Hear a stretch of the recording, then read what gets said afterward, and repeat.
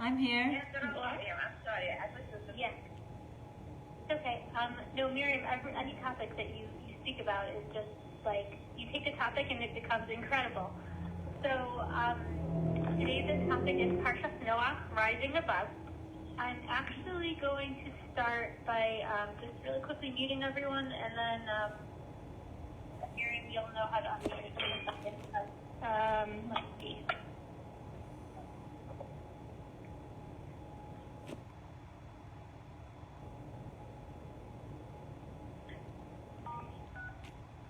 Muted. Unmuted. Okay, so Miriam, if you could just press star 6, unmute yourself. Yes, I did.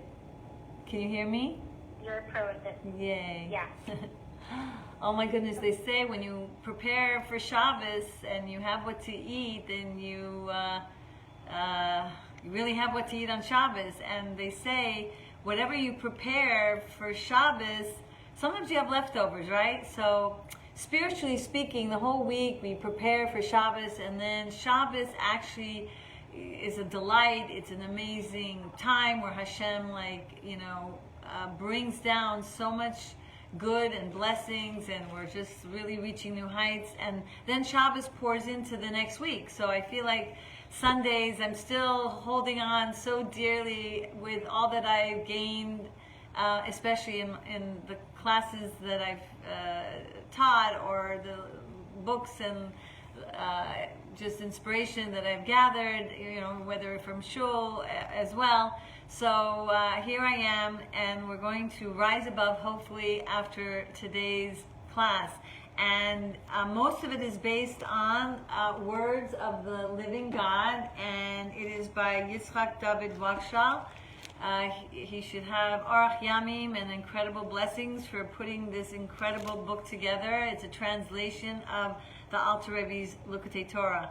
And in the cover of the book is this beautiful image of these birds flying and around a most beautiful world.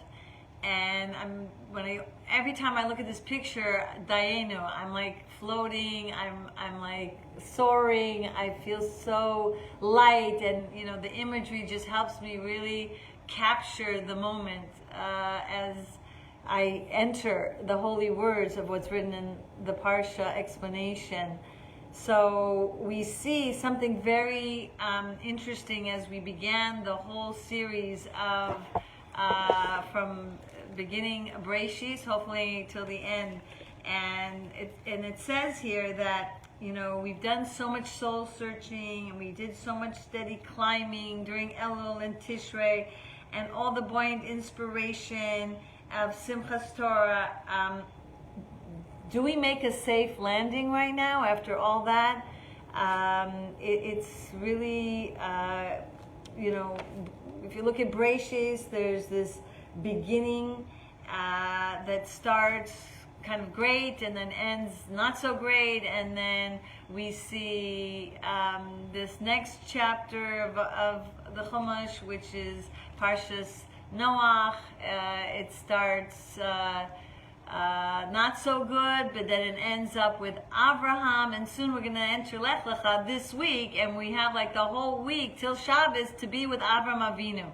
So it's kind of like, the merger of two opposing energies landing on, looking at this Dugma Chaya of Abraham and going forward. But let's see what's going on and how we can learn these messages of how to really rise above. So we know that that the flood happened just this last Parsha, and it's very fascinating if you look at the name of these waters. It was called Mei Noach.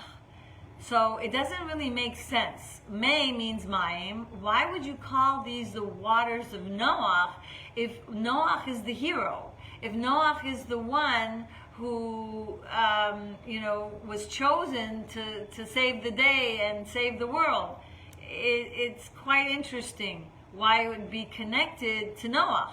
Well, we know that Noach comes from the word pleasant, calm, being able to be stoic and free from strife. So it's so opposite. The waters were turbulent, and yet Noach represents the opposite. So the explanation is that the waters represent, of course, our life, the burdens, the challenges, everything that's like happening around us, the people sometime, the lack of parnasa, struggling just to like come up with the money to just feed our family, let alone all of a sudden have a $10,000 bill because one tooth needs this and that. Unbelievable. Like we sometimes are so struggling, and then all of a sudden around the corner, another, downpour of struggles. So, what is this message to us? The other thing that... Miriam, I'm sorry to interrupt you for 1 second. I just realized I forgot to start recording, so I'm going to start now, just so you know the recording is starting now, but you could continue talking. Yes, okay. So, the idea is that Mayim... The recording has started. The Mayim, this water and the flood and all the challenges of surviving a flood represents the waters and the torment of water, like turbulence of our life.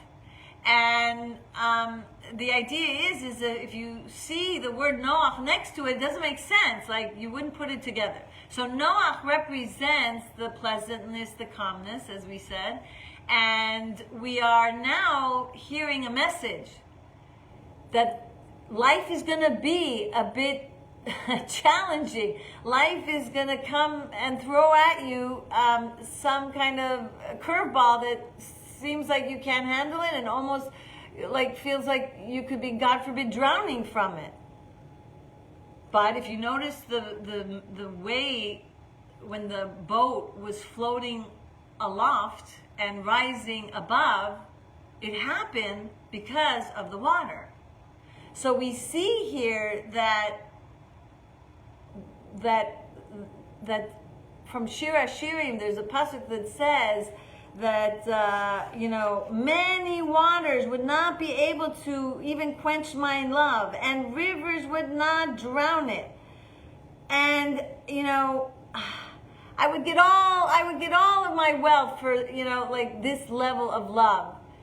So the many waters, again, here in Shir HaShirim, poetically written beautifully, to one's best friend or one's soulmate but this is really to Hashem, that no matter what's going on around me, the turbulent waters, these many waters of struggles will not take me off track. And not only will it not take me off track, it is going to help me rise above. And, get me to this place of training me, to help my body, my mind, my heart, my soul, not to drown. And not only not to drown, to reach new heights because of the turbulent waters. And you see that in Targum Onkelos, which is a classical Aramaic translation of the Torah, uses the same root word as Noach when he rested after creating the world. So on the seventh day he rested, and the word is Vanach Bayoma Shvia. So that the Nach, coming from Noach, coming from the idea of resting, also is used on Shabbos. That we're here to work, we're here to do these things, and not only not drown from it, but this experience and that other experience and this challenge is what flames up the fiery, passionate of love toward Hashem. Just like a flame goes higher and wants to like unite with a higher source and it's flickering and it's moving upward, that whatever's happening in our life, if we take this perspective that we need these challenges to help us reach that level, that higher level, that ability to experience total peace, even when there is the raging waters around us.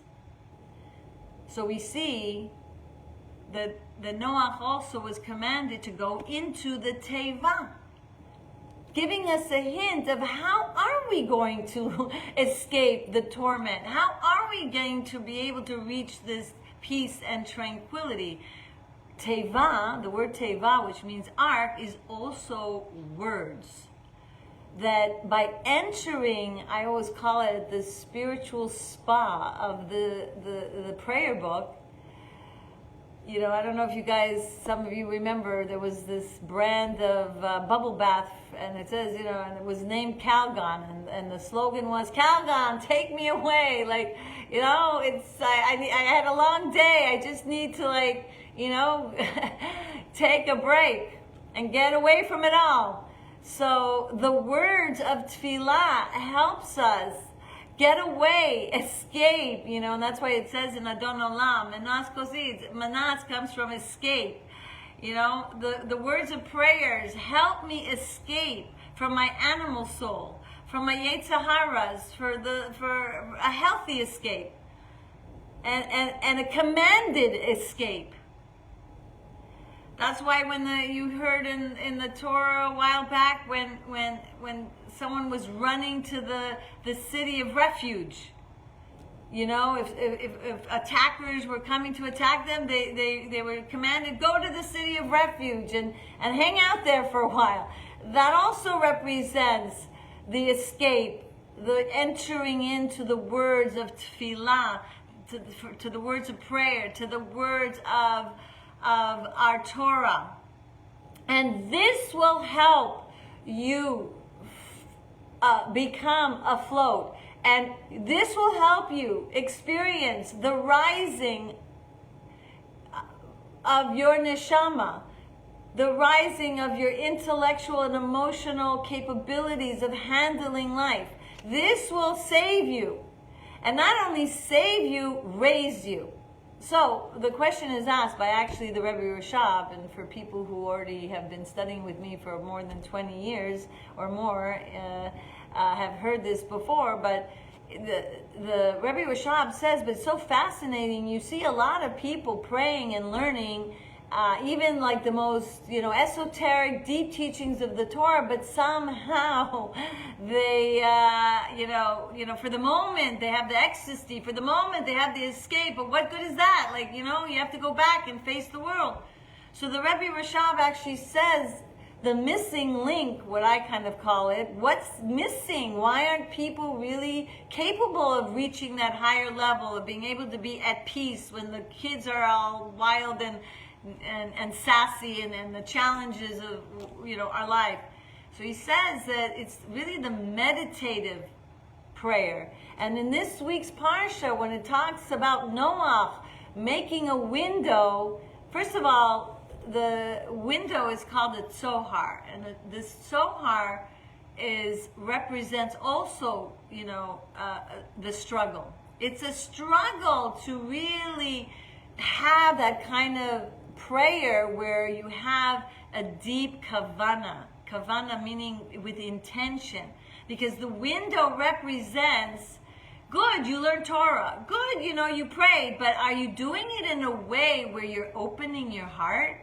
Are you making a window to your soul so that the prayers and the learning create this window for this incredible light of Hashem to beam inwardly and begin to change your brain and to change your heart, most importantly?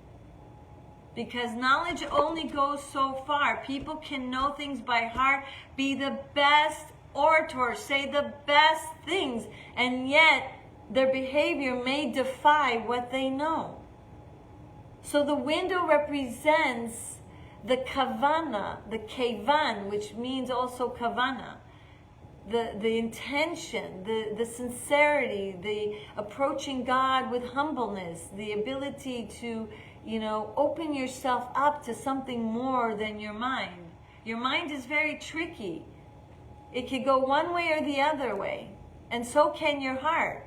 The only way to really get it to the path of truth and holiness is to harness this power within you and direct it in a good way.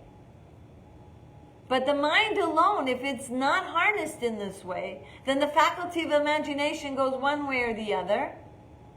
And that's why in Parsha's Bo it says that the slaying of the firstborn is like really slaying your first intellect. It is a problem. It will get you to think things like you don't know what and where it came from. Your Yetzer Hara wants to dominate your mind. And that's why when it says the part of the Torah that when it talks about the redemption of the firstborn son, that's the redemption of your mind. That's the redemption of your godly intellect. After you've prayed and after you've learned and after you escape your mind. That's why when the Jewish people escape Mitzrayim, you have to escape your mind and go to your heart. You have to create this window, this opening from your brain to your heart so it'll flow. This wisdom will come to your heart, so you will have a knowing heart, that you'll be able to internalize the knowledge and be able to actualize it. This is the window that we're talking about, that Noach was commanded. And Zohar also means light. Zohar, even though Zohar is the struggle, but in many interpretations, some say that it wasn't a window, it was the gem that beamed such light miraculously, kind of like in the Beit HaMikdash. There was just this one light of the menorah, and the windows were concave, and the light went shining to every part of the world. It was intense. So some say it was a light, and this light beamed on all floors. I mean, it was a huge impossibility, but Hashem made that miracle that this one gem did that. So we see we're trying our best to not let the economic burdens, the family burdens, the health burdens drown us, God forbid. Just like a seed kind of first gets a bit buried and it's purposeful, because then it gets crushed, and then all of a sudden what happens is a growth, a little growth, and then it grows and grows. So too, in one of the teachings of the Rebbe Rashab in the Power of Return, he says that prayer is like the process by which you're crushing, you're squeezing the powers of your neshama out of you. Now, either life events will be forcing you to squeeze out your neshama, like we're learning here, or you could take the upper hand on the situation. You can crush, as it were, your ego, your Yetzer Haras, your faculty of imagination, your firstborn intellect, your sadness and anger, and you're escaping it all, and you're diving into the divine, and you're focused on really getting away from yourself. And I know it's hard, because trust me, even after how many years I'm praying and I'm trying, we're all trying to do another level and another level of purifying ourselves from thinking too much of ourselves, that we didn't do this right and we wish we could do that right better, and what's wrong with me, and all these thoughts that even come during our prayer service. But what we're supposed to do is run away from ourselves and think of the words and meditate on the greatness of Hashem, gazing, at God's greatness. And this helps the process of helping us move away from our own inner avenger that wants to make the life around us so torment-like energies that it could, God forbid, be a challenge to even breathe through the day, God forbid. So, and instead, that these challenges will help us hopefully have an incredible moment of an understanding that we can leave the darkness and the concealments of this physical world. And we can fight through the challenge that doesn't allow us to attach ourselves to Hashem in prayer and in learning. And it's interesting because there's an example here given that, we're in this world because up in the higher worlds, we couldn't really connect to Hashem. We got a glimpse of the radiance, and yes, it was delightful, but we weren't able to fully bond with Hashem. But here in this world, when something's challenging and we say, no, not going to give into it, fake, fraudulent, they say fake news, no, fake news, it's from Hashem, it's good. All of a sudden, you have the most intense moment of absolute unification with Hashem. Can you imagine? We couldn't do that in Gan Eden. That's why when we say the prayer, Elokai Neshama, you Hashem have brought me into this world again. And every time now I open my siddur, it's like I'm returning my soul to you. Like I'm going to return my soul to you when the end of my days. Mashiach should come before that, But I literally open the siddur, I'm bringing my soul back to Hashem, and I'm even closer to Hashem than when I was in Gan Eden. And so, just like a sun, if it was in your house, you would not be able to tolerate the heat. You wouldn't even experience the delight of the sunshine. God doesn't do that. He puts the sun very, very far. He makes a sheath, and then the rays come toward you. That you could tolerate. So here in this world, we're far away, but then we can tolerate the intense unity in a way that we couldn't when we were in Gan Eden. So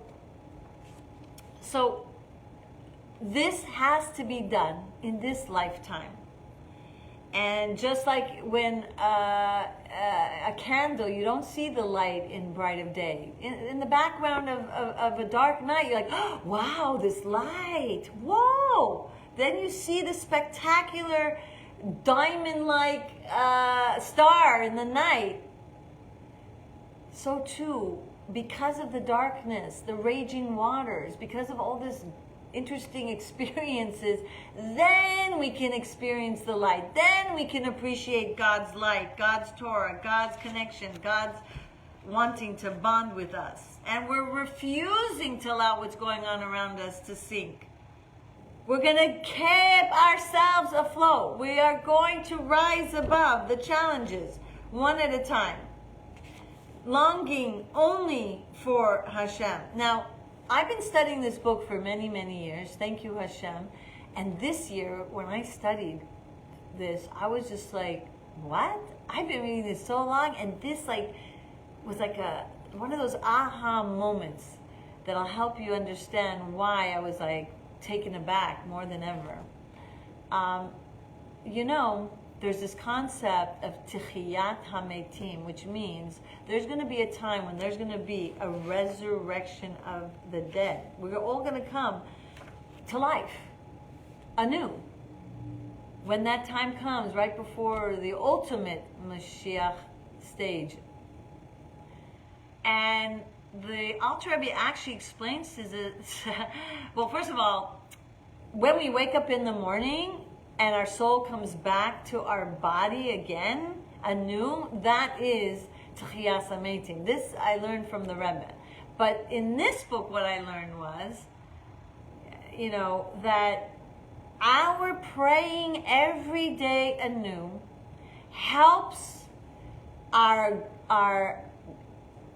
animalistic base core like character traits that come from our animal soul have a techiyas hametim, which means we can like literally quote unquote kill the negative and get rid of this energy of anger and sadness and anxiety that all comes from our animal soul, and we can give it a revival of the dead, as it were, experience by helping it become a partner with the godly soul. Now let me explain. If you look in the prayer of Shema, and you'll notice Shema Yisrael, right? And then it says that you're going to love Hashem with all of your hearts. In Hebrew, the word is levavcha, which is two hearts. Why would you say? I mean, okay, you have two parts to your heart, right? The one part of your heart that is blood, and the other part, but it's one heart. So why would you say with two of your hearts? So there is the heart of the godly soul. The prayer helps it revive itself. It helps it come more out of its, slumber state. And it also helps the animal soul. The heart of the animal soul do an about face and change completely from an enemy to an ally. Why? Well, the godly soul came into this world for the purpose and mission of getting this godly soul to like get the powers of this ox-like animal, fiery, passionate energy that this animal soul has. So let me explain. The Rebbe gave an example at one point in my journeys of learning his sichas that you wouldn't choose a mouse to plow a field. You would choose the ox, right? Because the ox is powerful. So the animal soul is a powerhouse. It actually comes from a place higher than the godly soul. That's why the godly soul needs to come into the body, live in this physical body, live in this physical world, and harness the power of this animal soul to be a partner and an ally to fulfill the mission of reaching new heights and higher as each day we live our life. So, how do you do that? Well, Shema is the point where we're reminding ourselves, because we've done all the prayers up till then we can reach that state. And one of the meditations, remember, we talked about the way to be able to change, the way to be able to have a knowing heart, the way to be able to make a window from our brain to where our heart is. The heart is where the animal soul is mainly residing. Again, the heart is the anger, the heart is the sadness, the worries, the anxiety. That's the animal soul that causes us to be a certain way. So when we have progressed throughout the prayers and reached that point, one of the meditations before that point in prayer of the Shema is the angel section of the prayers. And the whole section talks about how incredible these angels are. And it talks about it in this week's Parsha. This is where we learn this incredible teaching. That angels are so holy, but guess what? The animal soul is really very holy. It's just when it comes into the body, it kind of like forgets. It's tricked. The Yetzer Hara, the temptations of the world, the Mayim Rabim, the challenges, constantly beating it up, making it feel like, can't cope. But when you stop and meditate and you force your rational mind, which the animal soul does also have a rational part of its being, and it's forced to think and remember, you come from where the angels come from.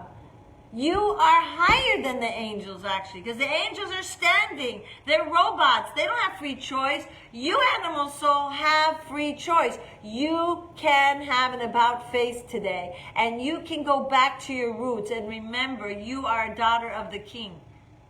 You are not standing. That's why if you look at the prayer after, it says God chose you, not the angels, to serve him the way we serve him. God chose us for the high position of this world to convert the darkness into light. So we see here, this is a very important point in our prayers, that we can focus on the truth of our existence.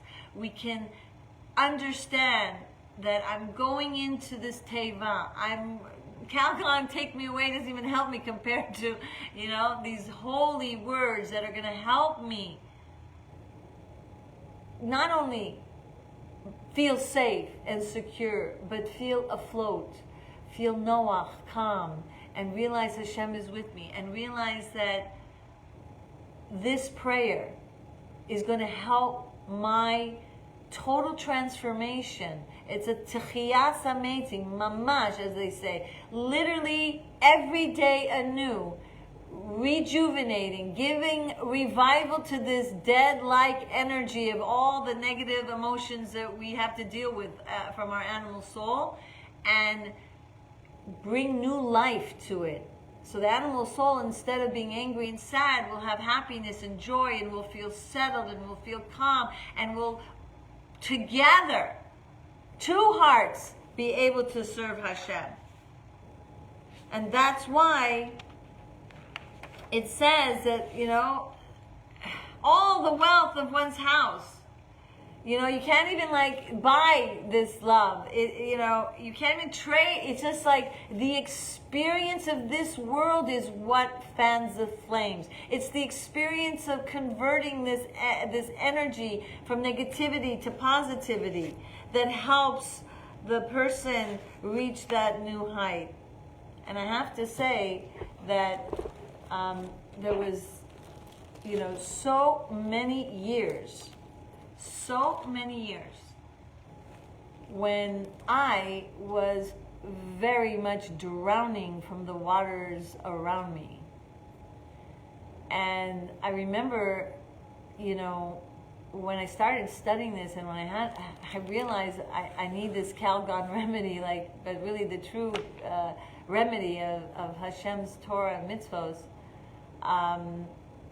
because I was an observant Jew for a while. I went from not religious to religious, but not really, well versed on the deeper meanings of the Torah, or at least, I didn't connect to these teachings.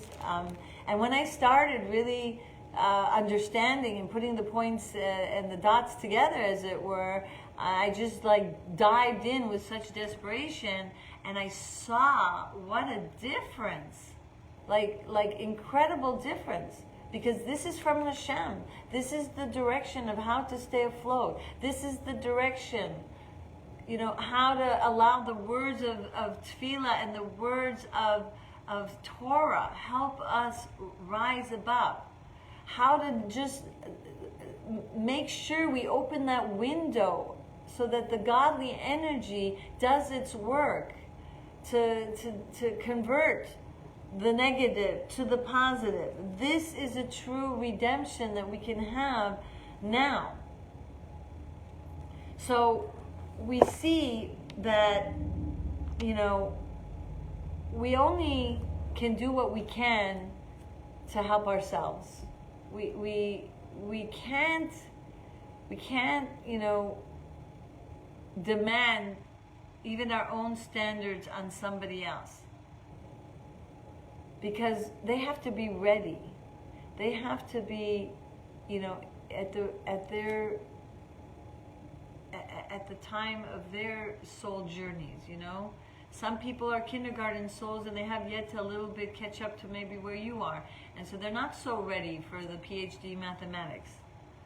But what we can do is pray for them.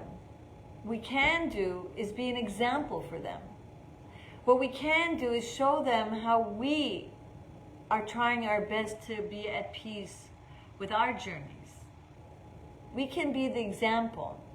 And when we're the example, then we have a fighting chance to be able to impact them. You know, all kinds of relationships could be in 3 dimensions. There's one person, even they have the most incredible reasoning and even holy intention, they can have a one-dimensional relationship with someone. They are on a campaign to convert the other and get them straight and get them fixed and get them to, rise above the floating waters of their life. But it's almost like they're swallowing them up. It's too forceful. It's too, too much energy of a force. Too demanding energy. And it could really swallow the other person up. They're not ready. Then there's the second dimensional type of relationship where the one person is trying and trying and trying and the other one's antagonistic and they're fighting back and no, and it's just nuts. It's really a challenge. Then there's a third dimensional relationship. It's not one trying to swallow up the other. It's not two fighting with each other. Who's right? Who's wrong? My way or the highway? And oh my gosh, a mess. But the third dimension is inviting God in. It's about realizing you can just be the example. Of course, with children you have to discipline. Of course, it's not like you just let them, laissez-faire, and the way they're going to be and hope they're going to copy you. No. I'm not saying that, but the energy within you to be calm. They have their raging waters, maybe more than you. But you enter the teva, you pray for them, you do your work. And you'll see that as one of the teachings in Tanya, it's like you're learning Torah. You think it's just helping you, it's helping your neighbor, it's helping your family, it's helping all the world. It's a great impact, this light of our Torah. And maybe you head on can't help them. You'll do your best, minimally. You'll be at repose. You'll stay afloat. You'll have emunah and bitachon. Minimally, you'll enter your safety net of your cocoon, of your relationship to Hashem. And you'll do your part to be the example, so they'll feel comfortable next to you. We see that we're at a time where technology, I'm sorry to say, as much as I really benefit from technology, oh my gosh, my banking, I don't have to go to the bank anymore. Oh my gosh, I don't have to wait on that line, drive. There's just so many benefits, but we're at a generation, there's a lot of competition to us parents. And one way or the other, even if your daughter doesn't or your son doesn't have a smartphone and at whatever age, but they somehow can go to friends and before you know that friend, but that doesn't have, goes to another friend. It's just so out of control sometimes. There's a lot of competition out there. And if your energy is the one or two to get them straight and to get them on track, then it's like pouring a flood of raging waters on them, because you're so desperate and you're so unsettled in your own, faith and trust that the relationship and the bond with them is more important than anything. Because too much strict energy can swallow them up. Do you remember the story with Aaron, with the snakes and Pharaoh and the miracle that God turned the staff into a snake, and then the snake turned back to the staff, and then the staff swallowed up all the other magicians' snakes.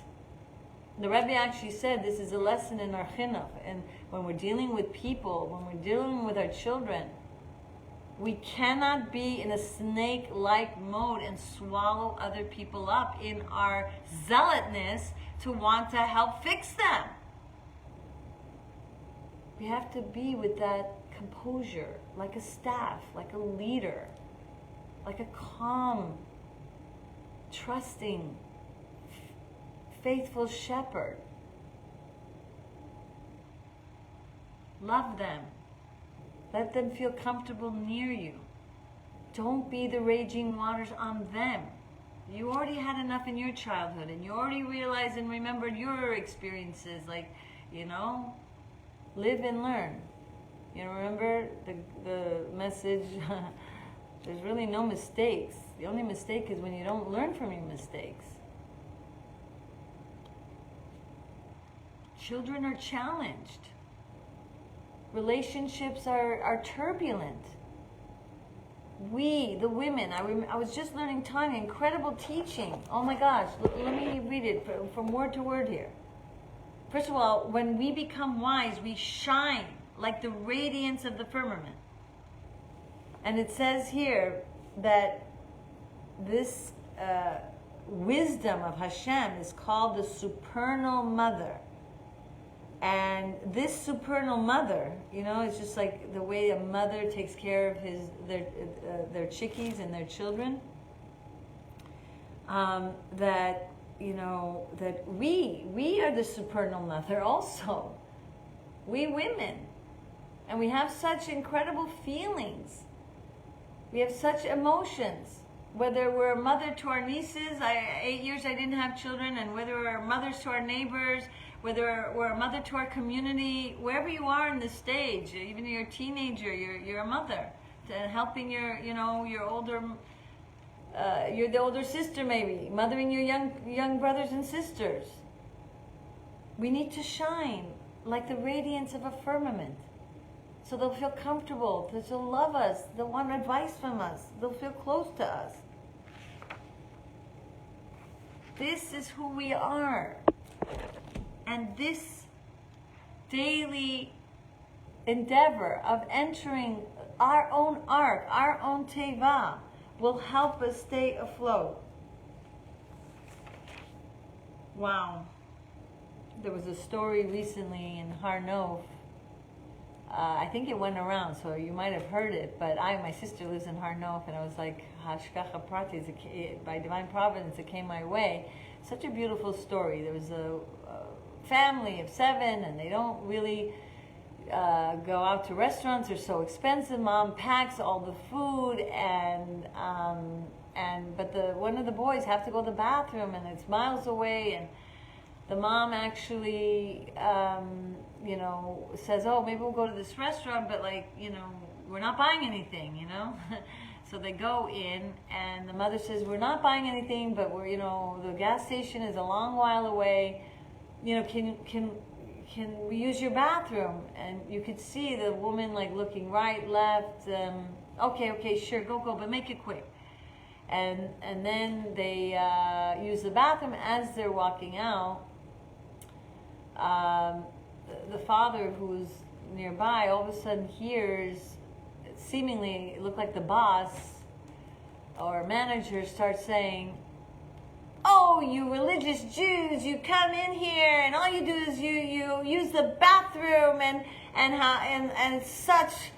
with such contempt and a negative energy. Was just really upset. And who let you here to come into the bathroom? I want to know who let you.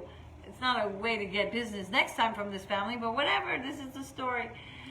And the woman is the one that said yes, was taken aback. She's you could see she was so scared, she's the one, and she was just so beside herself. And so the father said, don't worry, no, he just used the bathroom. We're a family of 7, so the rest are coming out of the car. I'm gonna help them get out of the car. They're coming. Anyway, before you know it, the woman is wowed by this. She just couldn't believe it. That this stranger saved her position, and so they sit down, and the mother and father says, only one thing, share, just to make it not a big bill. They do it, and all of a sudden the bill comes to pay, and on the bill it said 0, and it said, next time you come, half off, something like that. So she said, what do you mean? We're such a big family. Why? They say, down here in our restaurant, we don't charge angels. So apparently, what happened was the waitress was so thankful that this family told a white lie to protect her job that she felt so moved.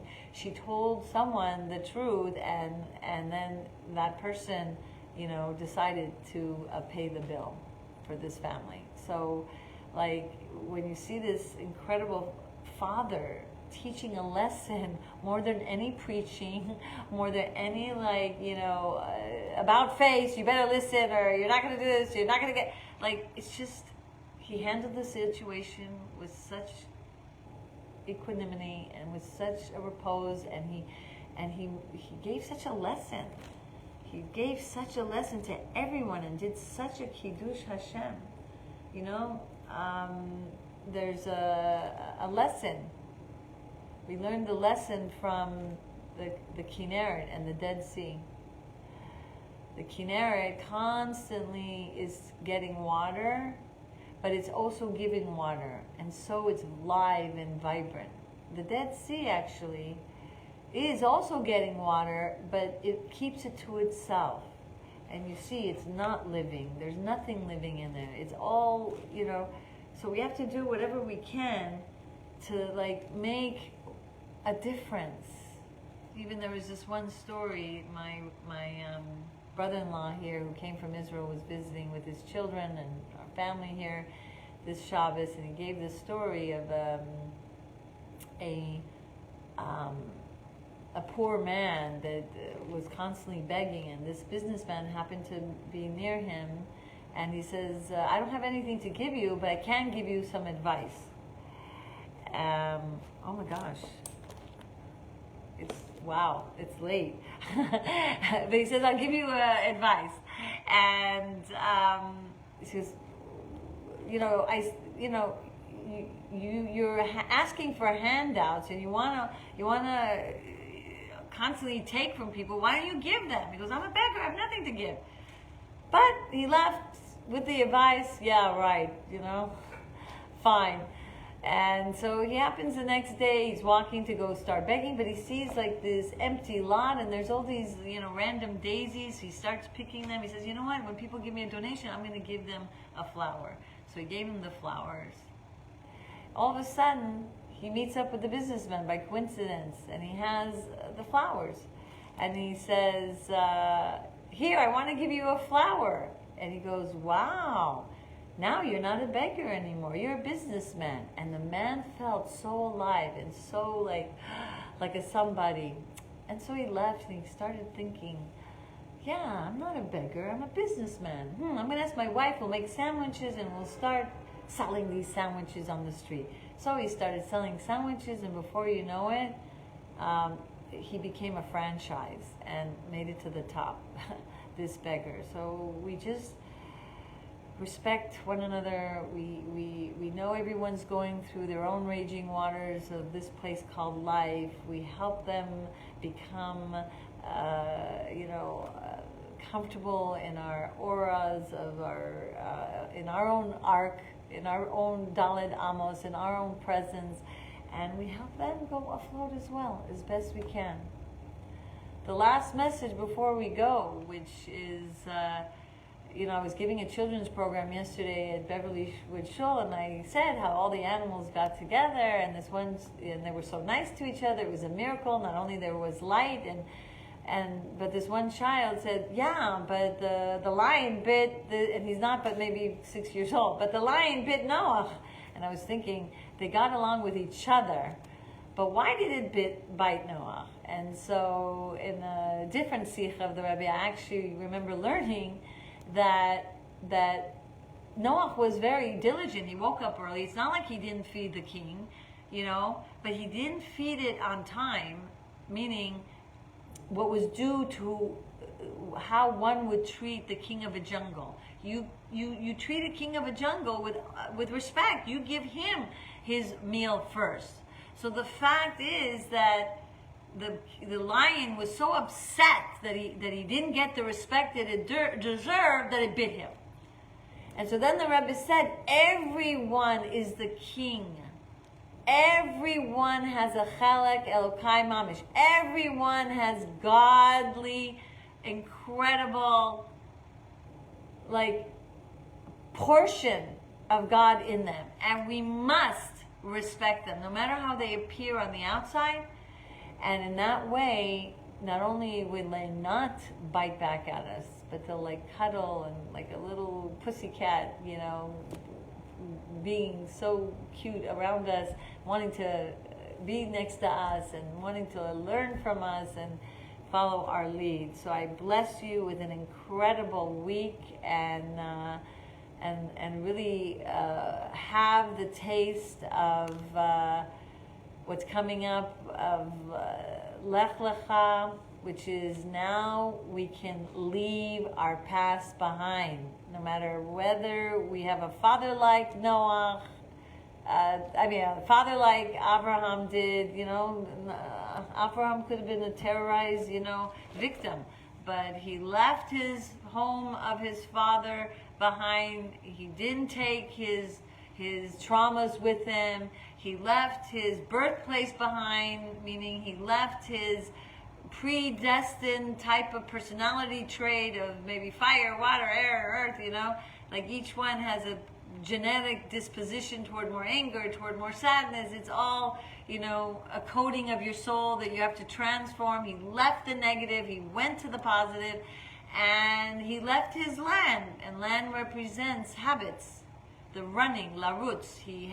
People have habits because of their trauma, because of their DNA of their soul. They get in a habit of this sort to escape in shtus, in Nurishkeit, and things that are not the real, Calgon, not the real, incredible place of sanctuary. Let's do it. Let's this week, Lech Lecha, and go toward our destination of our own Holy of Holies, our land, our Kedusha, our soul. Thank you for joining, and bless you all. May you have an incredible week. Thank you, Miriam. Thank you so much. I know, it's like we're so mesmerized by everything you say. Thank you. And we should continue to have koach to, spread Torah and light and wisdom. Thank you. I have some books that these stories, these teaching are. The prayer meditation book has these types of meditations that we talked about.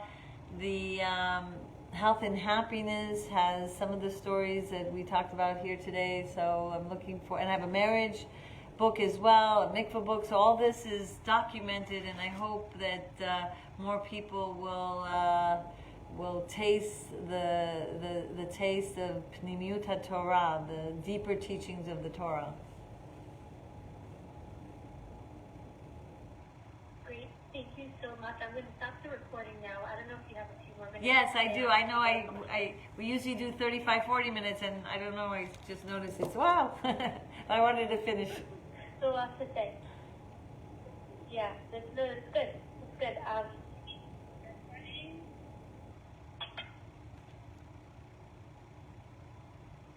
Any This session questions? is no Yeah. longer being recorded.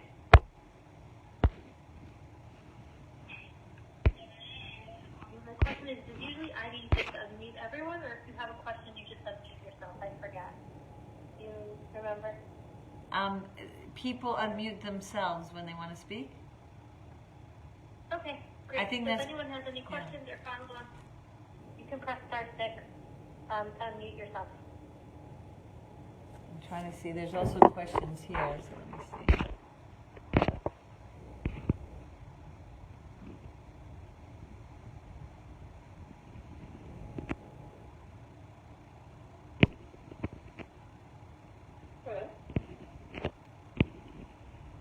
Yes, hi. Hi, how are you? Thank you. Thank you for joining. It was a very beautiful lecture. Thank you. That's amazing that you could I join. really enjoyed. So my question is, let's say there is a person who's drowning and they're going through hardships, and no matter, they try to get up and they try to get up, and no matter what they do, it keeps getting worse and worse, and when they're trying to like fix something else breaks, or like people take it the wrong way and they think that they're doing it like the gospel or like on purpose. Like, how would you suggest that they keep going and get up and like just keep going in their life? Well, Pirkei Avot does say, which is the ethics of our fathers, to reach out and get help. You know, there's Kaneh Lecha Chaver, that you should attain, a friend that's knowledgeable, a friend that could guide you. In Hebrew, it's called a mashpia, someone who can have a hashpa'ah, which can influence you. So that you're not alone in this journey. The Rebbe from Lubavitch would say everyone should designate themselves. This is one of his campaigns, to have a mashpia, to have someone who you can turn to, someone who knows a little more, older than you may be, that has lived this planet a little longer than you, that can give you a little guidance. Thank God I have an organization and a list of people who are willing to volunteer. Neshei Chabad also has a list. I'm actually on their list, you can reach their organization, and they also can supply you with a lot of amazing women who are ready to volunteer and help give you that guidance. But in short, prayer and learning Torah is really the key to like unleashing your soul that has the power to handle more sufficiently and more wisely and more calmly with the turbulent waters of this world. And you can reach out to me. My number is 646-243-0842, and I can direct you with all the numbers. And right now I'm pretty much like a full-time nanny of my grandson.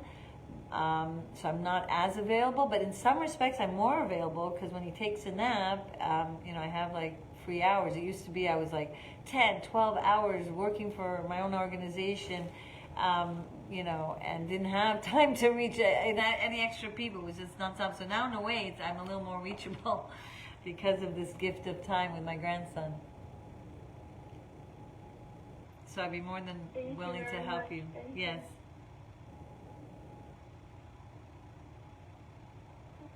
Thank you.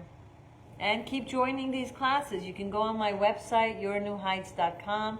You can order my books. Those have been so helpful to so many, I have to say. And it's really the teachings of the Torah that are kind of compiled together. It's a lot of quotes and a lot of meditations and a lot of really practical advice of how to, not just like the type of book that you just get inspired for the moment. Can you please repeat your website? yournewheights.com. We're actually trying to find a volunteer to help us with our other website, which was my organization, Save a Neshama, but it crashed, and I'm still trying to work on getting it back up. We're listed all the volunteers on that website, but I have the list, so I can give it to you personally, through a WhatsApp or a text. Thank Okay, you so much. wonderful meeting I you. really appreciate it. Okay, You too. Thank you. you're welcome. Thank you. Anyone else? Okay, I have a bas mitzvah to go, so blessings to you all, and Bezrat Hashem, we'll meet up soon again.